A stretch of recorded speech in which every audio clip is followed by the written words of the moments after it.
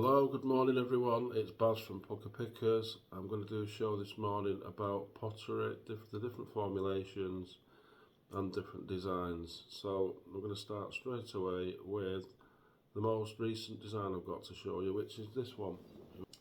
An Old English sheepdog, really nicely modelled. There's a lot of detail in it if you look at the structure there. Very nicely decorated, very nicely modelled. Underneath we've got the marks for Dalton. Now this probably is from the 1970s, maybe 80s actually. So it's from Dalton, it's by Dalton, but actually Dalton bought out BAZ in 1969. So it's the same as BAZ, it's just got the Dalton name now because they were bought out in that period. So yeah, all the characteristics you want to see of a BAZ piece really. All they've done is change the name to Dalton. So yeah, it's a really nice piece, quite collectible. It's a dog, you know, like they did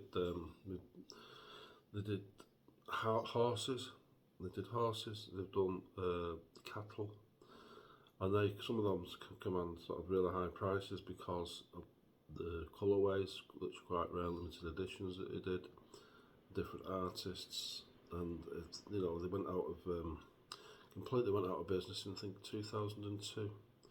So there's no more BAZ or Dalton anymore, so that's why it's become even more highly collectible, and the value's generally sort of quite stable in the market. So this particular piece, let's say, is the Old English sheepdog, and I paid £8 for this, I think, off the car boot we do one of the car boot videos. It was on that, I think, featured. So this is worth around £25 to £30. Not a bad little piece. Should be an easy sell as well because people do collect it today. As I say, it's still very popular. So that is made of hard paste because it's modern. Which, and hard paste, the difference between the two is the obvious, it's in the wording really. The formulation is a slightly harder formulation. It's a more sturdy piece, whereas the soft paste as such would be more porous. I'll go on to show you a piece of soft paste now actually. So that's a Dalton piece from the 1980s. I'll come over to this piece now, which is a really nice piece. This is a vase. It's Austrian in origin, dates from the 1930s, really nicely modelled. You look at the sort of the way that's painted, really quite desirable. It's a pheasant. And this is Austrian, like I say. Look at that foot rim, really old. Lots and lots of, you know, age to that. And this is more porous. This is soft paste, so it tends to be a little bit more delicate.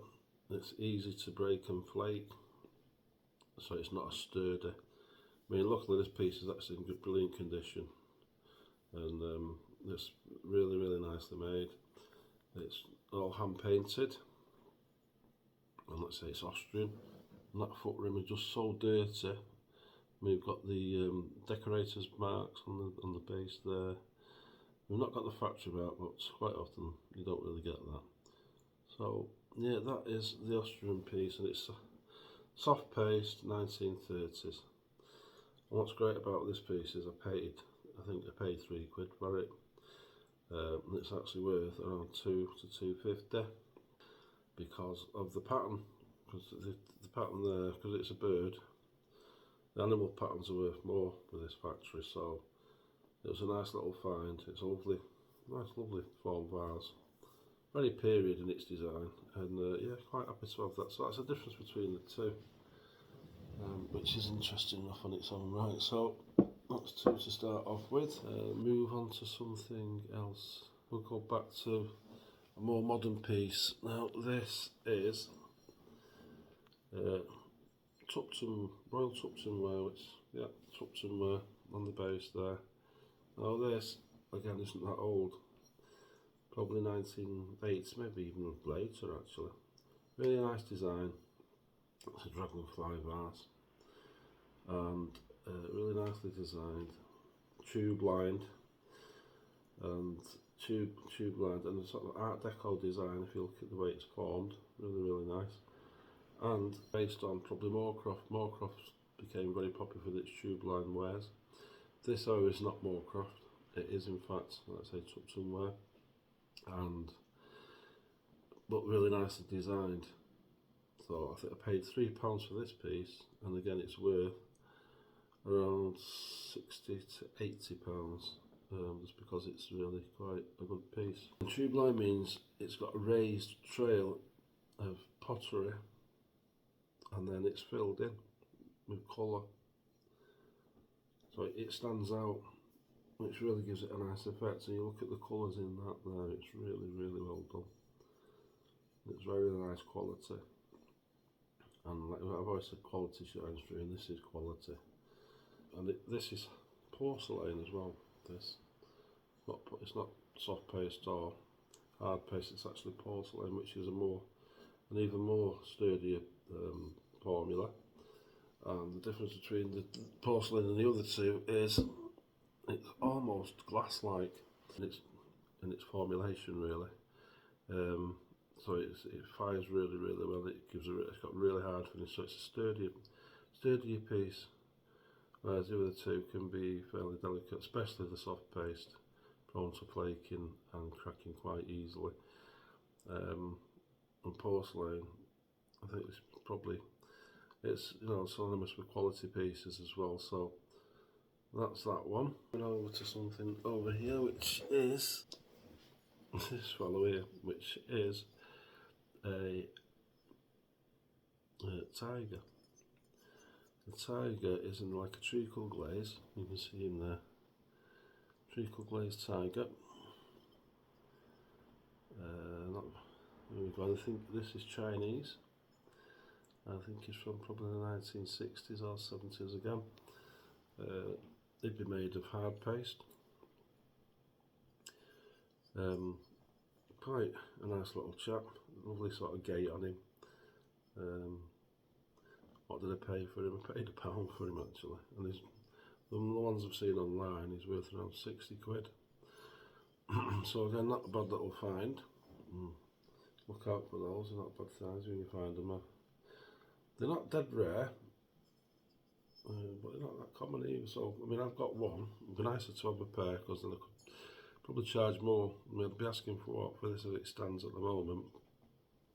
I'll probably ask around what, to sell it quickly, around £30 or £40.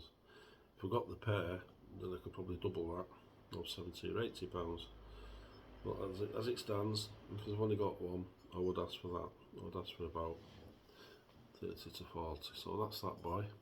This one, however, is a classic design, which I really like. If you look at the design around the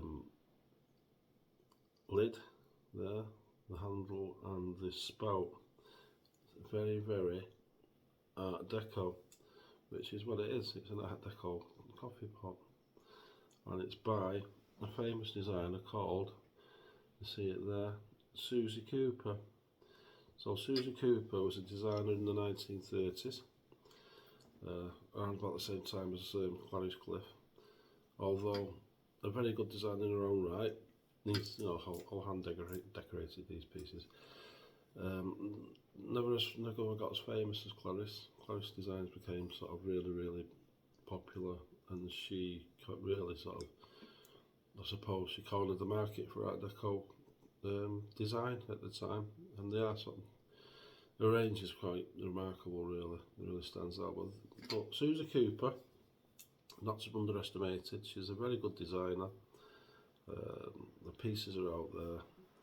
This is a nice piece of a coffee pot in a pattern called the Kestrel pattern. So I'm going to sort of look at that foot rim there. It's not that dirty, but that mark there says Susie Cooper. Those are the marks to be looking out for. So yeah, she was a good designer. This I paid I think £18 for. It's worth around £50 to £60, and it's in my collection at the minute, because you know how much I do love Art Deco. And it's soft paste, but in good condition, and that's another thing to sort of remember. always look at the condition of the pieces that you buy. You're doing the dinging process for plates. If it dings, it's fine. If it's got a little bit of a dull sound to it, then it's got a hairline, because you can't always see a hairline either. So just bear those things in mind, and you won't go far wrong. And you can get away with chips on really old rare stuff, but it takes a bit of time to sort of know when to buy something that's got a little bit of damage. Really, you'll know as you go along with pottery. It's very much a learning curve, because there's that many different factories. I mean, Staffordshire, there's thousands of factories at the time. So and that's what they normally say. If it's not marked under, they say it's from Staffordshire, because you're going to be right. Really, that's where everything was made back in the day. It's in Staffordshire. So out of these pieces I've shown you so far, the next pieces I'm going to show you are the oldest ones, and they date from around 1850. And funny enough, it is Staffordshire. It's a factory called Dudson. Now, I've got these, so let me show you what you're looking at. So it's a shepherd with his dogs on a base, open cast underneath. Dates from around 1850. Very simple in its construction. You can only use really simple methods, and the colourway is just basic blue, green and brown, which were the basic colours used in the 1850s. And then the tree, it is like those piped on. The foliage and around the edge there is all piped on. It's not signed underneath. It wouldn't be really that. It wouldn't be, it's just not one of those things that they did at the time. But it doesn't put you off it. I mean, the foot rim's fairly old, and it's probably been looked after, even though, because they're quite old, they've probably been in the cabinet and looked after by whoever had them. And they've got the three dogs there. Detail, it's very primitive looking, very basic, but also very Staffordshire. Now Staffordshire has kind of took a bit of a nosedive recently, last say 10 years or so. Not as popular as it used to be, and people don't seem to collect it anymore, so the market has plummeted. But however, with that in mind, there is some pieces like the ones that I'm showing you now that still hold the value because of the rarity. These are rarer pieces, you see. So that's a shepherd. This is the shepherdess. So she's got a yellow dress on, similar design with the tree in the background, with the piped foliage on the top and on the sides. Again, three dogs, but colours are very basic: browns, yellows and greens, which again, like I said, were the basic colours that they used at the time. They didn't really develop other colours till a later date, especially red, because red was the hardest colour to fire. And again, it was the Chinese that developed that as well. And red pottery is referred to as flambe ware. And the chap that actually did invent flambe ware over here for us, who went to China to study it, was a chap called Bernard Moore. And he eventually developed the method of being able to fire red, because if the kiln's not the right temperature, it doesn't come out red, it comes out slightly yellow, it comes out slightly green. And you can find a lot of his pieces, early pieces like monkeys and rabbits, where they're mostly red, but they might have a patch of yellow on. These were his early pieces that he was experimenting with for developing the process of making red. However, it took time, because it's all about the temperature in the kiln, basically getting that right. So he mastered it eventually, and his pieces now, pieces of Bernard Moore, if you can find them, it'll have a BM in black letters on the base. I haven't got any pieces to show you. I haven't found one piece of Bernard Moore myself, because it's quite rare and very collectible and extremely valuable. So with that, now back to my Staffordshire figure. So it's a pair. Alright, so they're a pair. So there's no damage to these whatsoever, which is great. I paid £10 for the pair. Now, like I said, they did some in the 1850s. They're a rare model, so they do still hold the price. I think I bought them from Morecambe. Did a show from Morecambe and showing you one there. So yeah, they're worth around 250 quid. So a great result, really. So I'm really pleased with those. And just remember, like the pottery's out there as well. It's just learning what to look for, like your foot rim.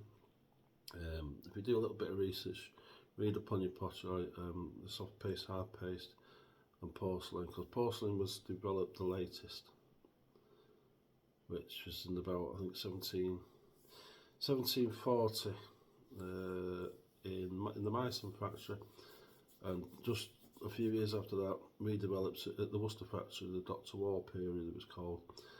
Dr. Wall formulated the process of making porcelain over here.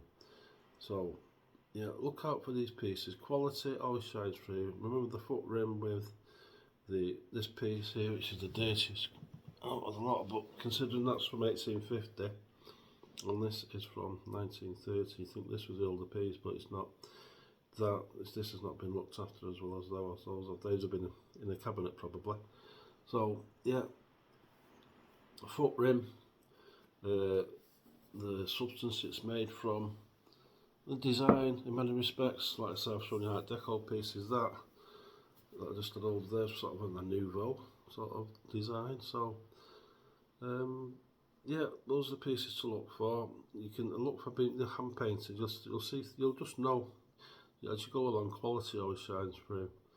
Then it's all about the modelling as well. So, and then look underneath if they're marked and what have you. Obviously the more famous factories like Wedgwood, Crown Derby, Royal Worcester, Minton.